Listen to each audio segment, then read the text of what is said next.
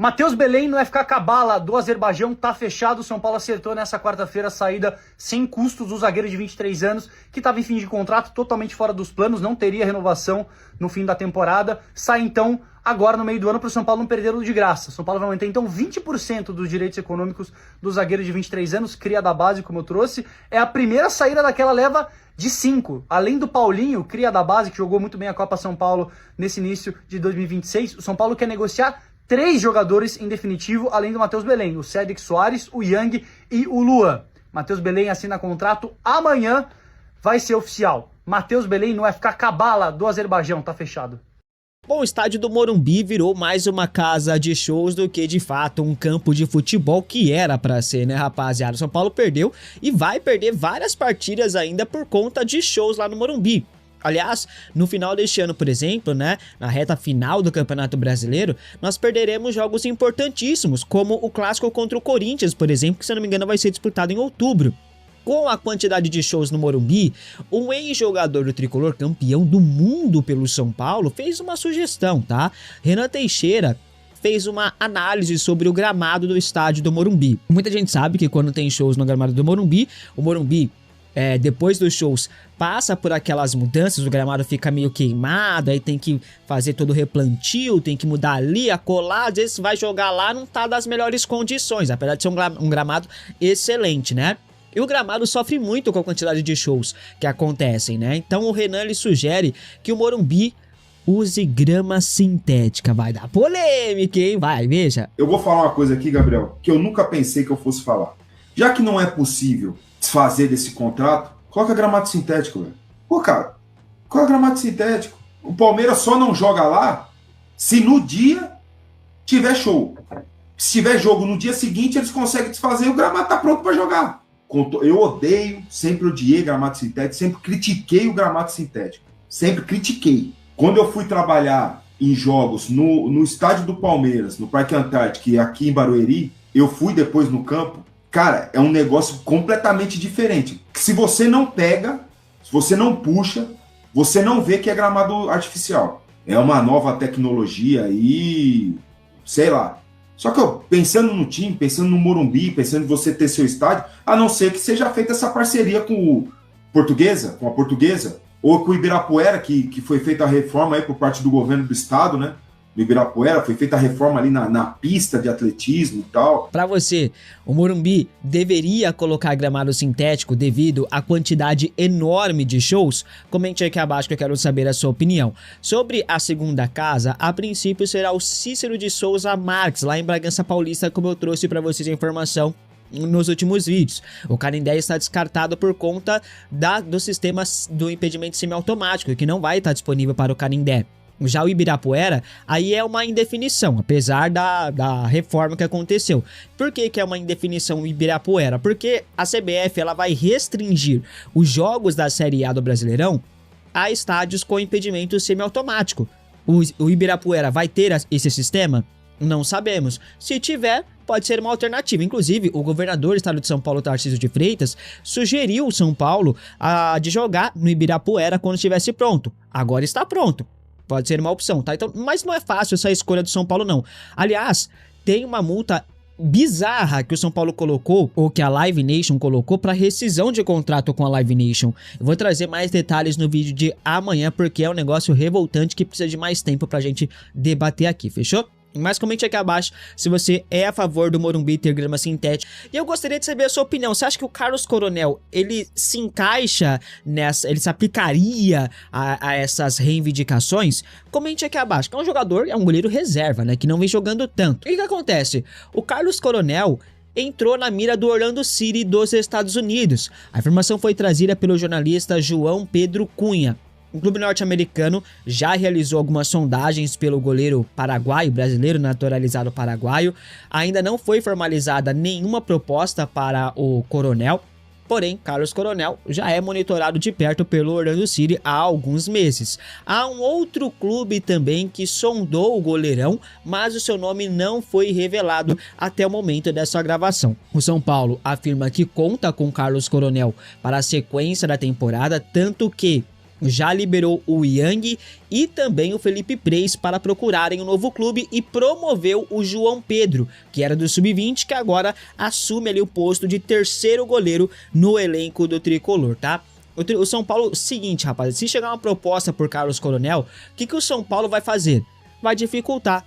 O São Paulo não vai facilitar a saída de Carlos Coronel, a não ser que chegue ali uma proposta considerada irrecusável, né? Financeiramente falando, se chegar uma oferta, você venderia Carlos Coronel no mercado? Comente aqui abaixo a sua opinião, lembrando que o goleiro chegou este ano no São Paulo, tem contrato até o final de 2028, é um goleiro que vem da Major League Soccer dos Estados Unidos, tá? Chegou a custo zero, fez apenas 3 jogos com a camisa do Tricolor na temporada, os 3 jogos, se não me engano, na Copa Sul-Americana, jogou muito pouco, não tá performando. Não seria melhor deixar um reserva imediato ali como, sei lá, alguma joia de Cotia? Colocar 2 joias de Cotia para ser os reservas imediatos do Rafael? Ou é melhor ter mesmo um goleiro mais experiente como o Carlos Coronel? Comente aqui abaixo que eu quero saber a sua opinião. Entender ali os lados. A gente contou que houve uma reunião na última quarta-feira, há uma semana, que o Maciz foi explicar toda a situação financeira do clube e os motivos pelo mês de atraso. E eu contei para vocês que houve uma chateação grande e uma quebra de confiança dos atletas com o Maciz e sua gestão, porque foi o prometido aos atletas desde o início de que não haveria salários atrasados, não haveria direitos de imagem. E aí essa quebra de confiança foi muito grande. Soube até que, em determinado momento, pegaram ali computador, telão, para mostrar as planilhas do clube. Eles explicaram para os atletas. Isso foi um lado positivo que os atletas falaram. Porque foi a primeira vez que isso aconteceu. Tipo, eles mostraram planilhas, eles mostraram gráficos, eles mostraram tudo o que o clube está passando financeiramente. Isso, por um lado, foi positivo, porque muitos atletas falaram, poxa, legal a transparência, a gente está entendendo agora. Só que também foi negativo porque os jogadores viram que o clube está numa situação financeira muito delicada, está numa situação financeira muito difícil. Então, assim, é importante trazer que por esse lado há uma desmotivação por parte dos atletas, de ver que o clube está indo por um caminho que não é bacana, que não é legal, que não tem uma perspectiva de futuro financeiro bacana, só que eles sabem que, apesar disso, eles vão ter que fazer a parte deles dentro de campo. Então, houve essa chateação, essa falta de motivação com a situação do clube. E isso tem, né, atrelado aí a situação do Caleri da renovação, dos atletas também entenderem o porquê também não está vindo reforços. O Dorival esteve presente nessa reunião, então ele ficou sabendo também da situação financeira do clube. Então, assim, e até as pessoas do Dorival até eles falam, caramba, a gente também, com anos aqui de trabalho, a gente nunca viu, tipo, uma explicação, que a pessoa realmente atrasou, mas foi a explicação mais didática possível. Só que houve essa quebra de confiança, houve essa situação onde houve essa chateação muito grande, e os atletas, cara, se a gente pode dizer, não é que vai virar uma relação ruim, mas os atletas já não têm mais uma confiança na gestão Maciz. Algo que era com o Casares, por exemplo. Não muda o fato de que a gente foi campeão da Copa do Brasil em 2023 com salário atrasado, com direito de imagem atrasado, com 2 meses atrasados. Acontece, às vezes o grupo se fecha e fala, vamos brigar e vamos para cima. Acontece. Mas eles ficaram preocupados, principalmente as lideranças do elenco ficaram preocupados ali com essa situação financeira do clube, com todo esse cenário. E até só trazendo um pouquinho, por isso a confiança também de vários dirigentes do São Paulo para a renovação do Caleri, porque o Caleri viu a situação financeira do clube. Então muitos entendem ele que quando essa conversa, quando essa corda foi esticada e a decisão, a palavra final for do Caleri, ele vai, entre aspas, contra o staff e vai aceitar aquilo que o São Paulo for propor. Mas, enfim, houve mais de um entorno de atleta, mais vários jogadores para entender um pouquinho mais sobre isso. E foi mais ou menos dessa forma, tá? Ontem a gente foi no CT, a gente conversou com alguns deles, não lá presencialmente, né? Porque eles estão focados no treino, mas aí depois, porque eles viram postagens, viram que eu estava lá, e aí a gente, começou a bater um papo. Então, há uma preocupação muito grande com essa situação financeira. E há essa quebra de confiança e essa desmotivação. Agora, essa motivação e essa volta de confiança vai depender dos próximos passos. É do Maciz não atrasar mais nenhum tipo de pagamento e é os jogadores dentro de campo se dedicarem ao máximo possível, a comissão técnica tentar ao máximo blindar o elenco para fazer esse time poder jogar da melhor forma possível. Tá bom? E aí eu só vou emendar duas de mercado, que são duas um pouco mais sucintas, só para a gente tentar, né? Porque é uma informação preocupante. A gente vai tentar dar essa quebrada de gelo com essas informações de mercado. O Ricardo Graça é um alvo do São Paulo, foi um nome muito comentado, né, recentemente. Muitos de vocês me mandaram falando sobre essa possibilidade, perguntando.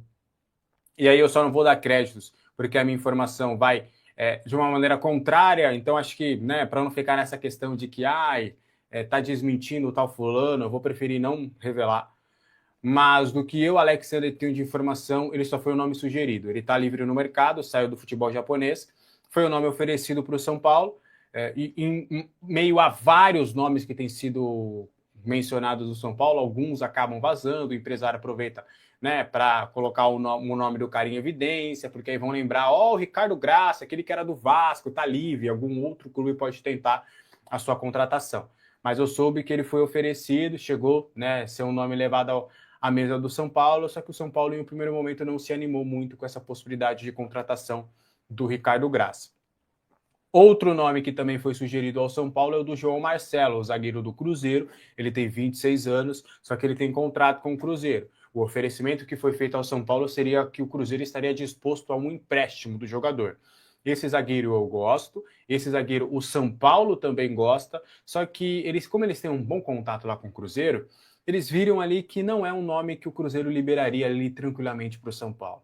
Então não é que na sinalização que o São Paulo foi fazer, o Cruzeiro meio que falou, não, ele vai sair por venda. O João Marcelo está conosco, ele era titular, perdeu espaço para o Fabrício Bruno quando ele estava voltando de lesão, mas ele faz parte dos planos, a comissão técnica do Arthur Jorge conta com ele, a gente conta com ele, o João Marcelo só sai remediante a uma compensação financeira. A gente teve que gastar dinheiro com ele lá do Porto, quando ele veio emprestado, a gente comprou, ele está aqui no clube, então ele faz parte dos planos. Então, essa historinha de que, a mesmo caso do Mikael, o staff do Mikael chegou para o São Paulo, a gente consegue um empréstimo, acho que dá para ser. E o do João Marcelo a mesma coisa. Mas aí, no fim das contas, quando o São Paulo vai dar uma olhada, vê que realmente em um primeiro momento não estaria disponível. Não descarto, porque é um nome que agradou, mas acho difícil de acontecer pelo que a gente pôde conversar com algumas pessoas ali dentro do São Paulo.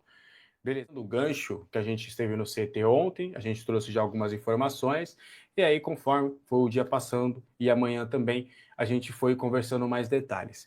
Cara, o Hugo tem tomado conta do meio campo do São Paulo, o Dorival tem gostado bastante do Hugo, assim, e é um gostar muito grande. O Dorival entende que ele tem uma qualidade impecável para a saída de jogo, para construir jogadas, que ele realmente pode se tornar um atleta titular. E que ele tem trabalhado para ser realmente uma espécie de dupla com o Marcos Antônio em um primeiro momento, Hugo ultrapassando inclusive o Pablo Maia, tá?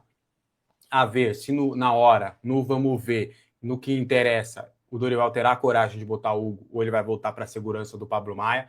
É um jogo que o São Paulo vai ser mandante em Bragança, então é a tendência de ser um jogo um pouquinho mais propositivo, mas ele tem gostado bastante do Hugo, tá? Então a gente pode colocar hoje que o Hugo sim é uma peça importante. E até eu fui questionar e o Newton, né? O Newton tá chegando, o Newton tá aí e tudo. O Dorival, em um primeiro momento, pelo menos por enquanto, não conta ainda com o Newton, mesmo com ele sabendo que o negócio está encaminhado, porque ainda tem algumas coisas, enquanto não estiver ali dentro, ele não vai contar com o Newton. Só que o Newton é um jogador que ele vê como uma possibilidade, sim, de ser titular, só que, por enquanto, é o Hugo que está tomando conta. Então, ele tem gostado bastante da saída de bola, da disposição tática, ouvi que o Hugo é um jogador muito disciplinado taticamente, que fisicamente está cada vez melhor, que foi importante para ele ter, entre aspas, quebrado o gelo e ter entrado na temporada contra o Remo. É um jogador que o Dorival pode realmente, entre aspas, salvar. É um jogador que ele está gostando bastante, é um jogador que deve crescer bastante na mão do Dorival. Não vou cravar, até porque tem muito tempo até o jogo contra o Atlético Paranaense, uma titularidade. Mas não se surpreenda. Se vocês verem lá na primeira escalação, pô, o Hugo tal, vocês vão lembrar, ó, não, o Alexander já tinha falado que ele estava agradando, então para mim não é mais uma surpresa.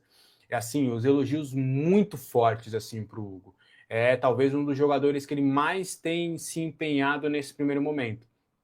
Então é bem possível da gente ver ali realmente o Hugo entrando já entre os titulares desde o início e tem ultrapassado um pouquinho essa vaga aí do Pablo Maia, tá? Tanto é que nos treinamentos, o que tem acontecido bastante? Tá trabalhando como duplas. O Marcos Antônio e o Hugo têm trabalhado como uma dupla e o Pablo Maia e o Danielzinho têm trabalhado como uma outra dupla. Aí depois vão revezando, Negruti, vai entrando ali outros jogadores. Mas ele tem gostado muito do Hugo, gente. Então a gente deve ver realmente um Hugo, se não entrando entre os titulares, mas subindo de patamar. Ele era a última opção do grupo. Agora ele já é uma opção muito, muito, muito viável para o Dorival. Sobre o Isaac. Conversei um pouquinho depois, porque meu vídeo acabou viralizando. Eu fiz um vídeo nas redes sociais do Isaac, e acho que eu postei em shorts, do Isaac treinando, né? Tem um lance onde ele divide com o Mike, lá na ponta, ele vai também dividir com o Cauli, aí depois ele vai lá dividir também de novo. Então, e eu me surpreendi, porque eu vendo ali o treinamento, né, e repito, foi a minha análise do dia. Não sei se o Isaac está treinando sempre assim, não, enfim, foi o meu olhar ali no dia. E eu vi que o Isaac estava muito bem no treinamento. Jogador maduro, estava ganhando duelo no alto, estava ganhando duelo baixo, ele estava se destacando no treinamento, não só no sistema defensivo, mas ele estava se destacando no treino. E aí a gente foi apurar mais detalhes de tudo. O Isaac, se o São Paulo não conseguir mais um zagueiro no mercado, e essa ideia de zagueiro tem baixado um pouquinho no São Paulo, tá? Eles tentaram, mas agora realmente tá numa situação de que não parece que vai fechar com o zagueiro. É óbvio que o mercado é volátil, pode surgir uma oportunidade de mercado para a zaga e o São Paulo querer abraçar, só que tem se criado ainda mais a teoria internamente ali nos bastidores do CT da Barra Funda de que não vai chegar um zagueiro, que o Arboleda será alçado a esse zagueiro como esse zagueiro titular. Até muita gente falando que o Arboleda está muito bem e que dificilmente ele não será titular contra o Atlético Paranaense. E o Isaac ser consolidado entre os profissionais. O Isaac tem agradado muito, ele tem aproveitado esse momento, porque o Sabino está se recuperando e o Alan Franco está sendo poupado dos treinos por conta de uma dor no tendão. Para não agravar a lesão, ele está ficando mais na parte interna. Então o São Paulo está só com 4 zagueiros, então com o Isaac junto. Então o Isaac tem feito essa dupla com o Osório e tem agradado bastante.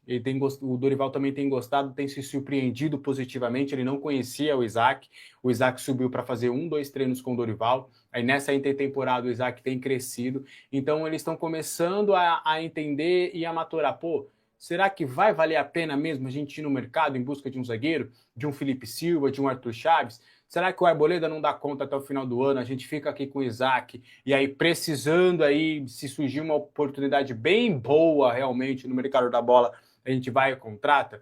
Então tem crescido cada vez mais ali essa impressão interna de que o melhor cenário realmente é dar oportunidades para o apuração, do que a gente conversou, do que a gente viu. Acredito numa provável escalação hoje, com os atletas disponíveis, com Rafael, Lucas Ramon, Arboleda, Tolói e Wendel, Hugo Leonardo, Marcos Antônio e Luciano, Arthur, Cauli e Caleri. Essa seria a provável escalação que eu arriscaria hoje. Se você falar para mim, Alex, do que você viu, do que você conversou, eu apostaria nessa provável escalação.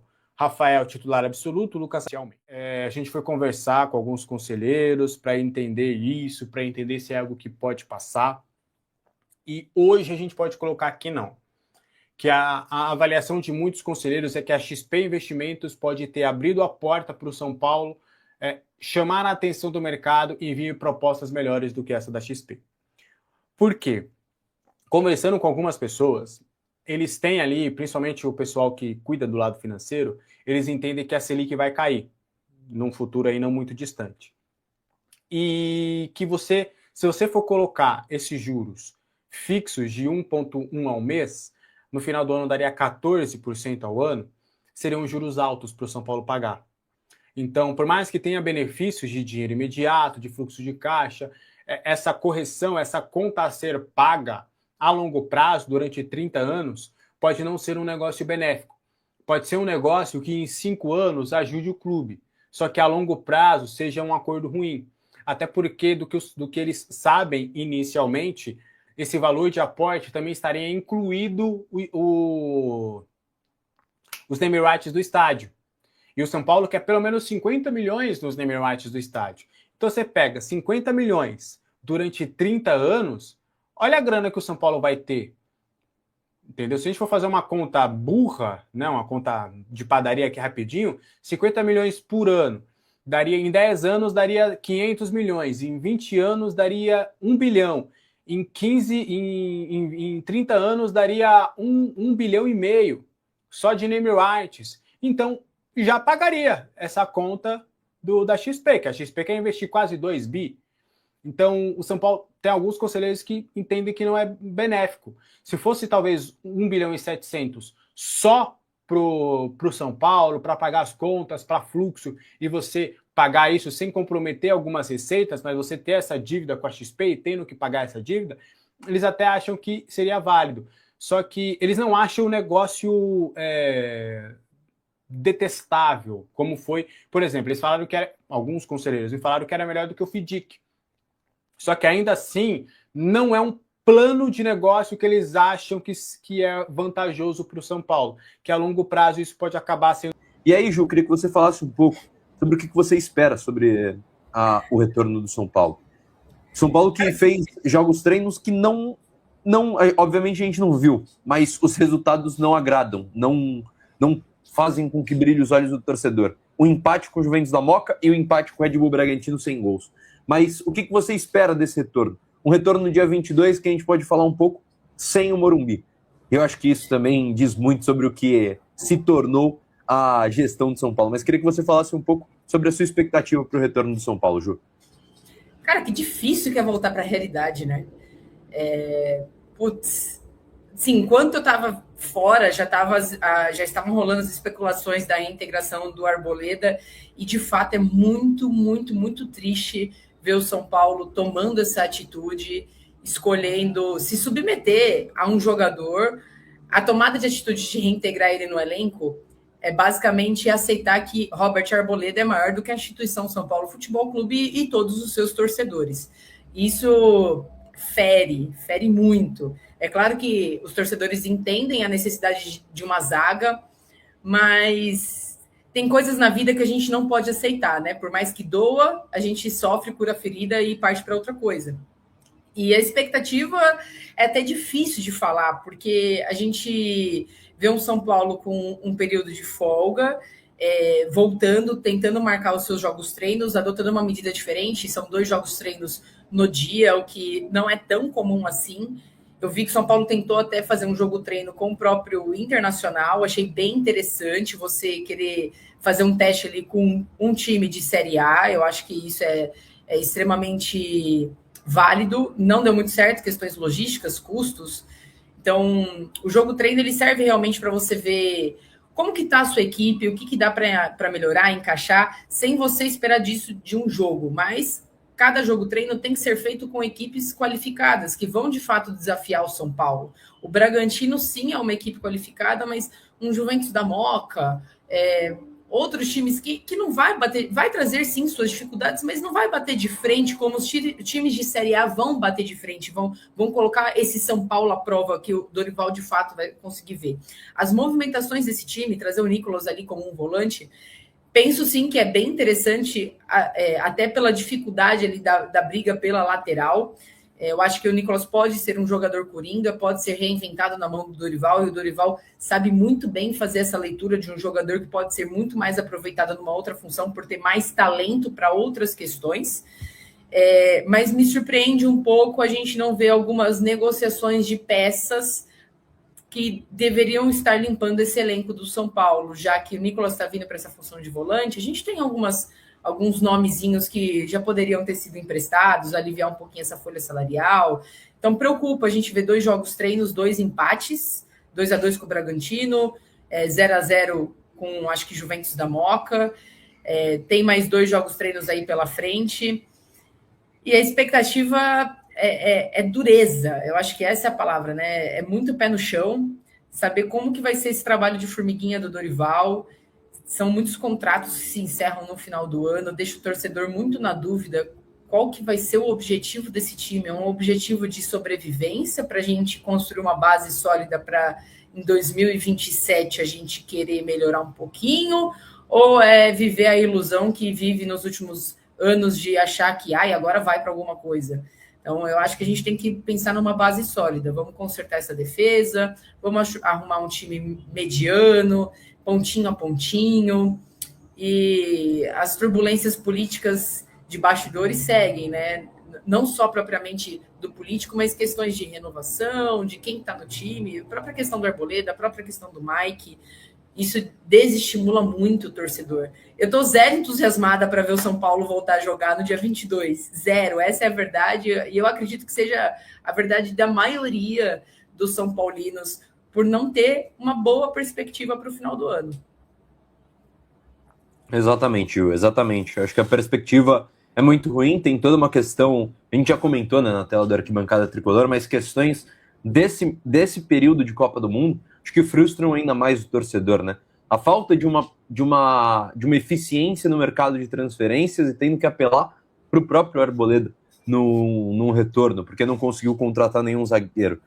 Uma falta de eficiência para a contratação de um cara que poderia ser mais útil do que o próprio Vitor Sá. Obviamente uma contratação que já chegou, a gente tem que apoiar, enfim, mas é um cara que chega para receber um alto salário, com uma idade já avançada, 32 anos, contrato longo, até 35 anos, uma troca entre Newton e Ferrarese que parece que vai ser concretizada, sendo que tem o Arthur, que também pertence ao Botafogo. Você poderia tentar abater um pouco do valor do Arthur, que seria um cara mais útil, na minha opinião, do que o próprio Newton.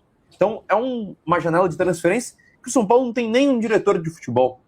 O São Paulo demitiu o Rui Costa, e, de novo, já disse isso aqui, tinha que ser demitido o Rui Costa, mas a parte de recalcular rota do São Paulo vem sendo muito mal feita, muito mal feito. O São Paulo não conseguiu recalcular sua rota nesse ano. Foi um ano de sucessivos erros de gestão, de escolhas da gestão, principalmente de futebol. Por isso a demissão do Rui Costa, que é quem capitania essa gestão de futebol. E agora, São Paulo não tem um diretor de futebol, tem um mercado de transferências que a gente sabia que ia ser difícil, mas que o São Paulo precisava ser ativo pela deficiência que tem o elenco do São Paulo, mas o Tricolor não conseguiu mexer pauzinhos, não conseguiu mudar o elenco, dar um elenco talvez um pouco mais qualificado para o Dorival. E aí os resultados em jogos treinos são ruins e não deixam expectativa para o torcedor do São Paulo. São Paulo tem mais 2 jogos treinos nesse final de semana. No sábado, um às 10 horas da manhã contra o Primavera e um às 2 horas da tarde contra o Santo André. E aí vai muito do que você falou, né, Ju? O que isso vai mudar? O que isso vai ajudar o São Paulo? Com o Red Bull Bragantino, acho que pode ter sido um jogo treino um pouco mais benéfico. Mas um Juventus da Moca, que até esse ano estava na 2ª divisão do Campeonato Paulista. Um Primavera, que jogou a 1ª divisão do Campeonato Paulista pela primeira vez nessa temporada. Um Santo André, que também é um time de 2º, 3º, 4º escalão do futebol paulista. O que isso ajuda em eficiência para o São Paulo? O que isso de fato vai ajudar o São Paulo Futebol Clube? O São Paulo está prestes a formalizar a transferência do volante Newton, que chegou à capital paulista na manhã de ontem. O jogador, que se despediu do Botafogo, realizará exames médicos e visitará o CT da Barra Funda antes de assinar um contrato que se estenderá até o final de 2030. A contratação de Newton é uma resposta às necessidades do técnico Dorival Júnior, que busca reforçar o meio-campo do elenco. Mesmo com a janela de transferência se abrindo apenas em 20 de julho, o São Paulo tem acelerado os trâmites para que toda a documentação fique regularizada antes do prazo oficial.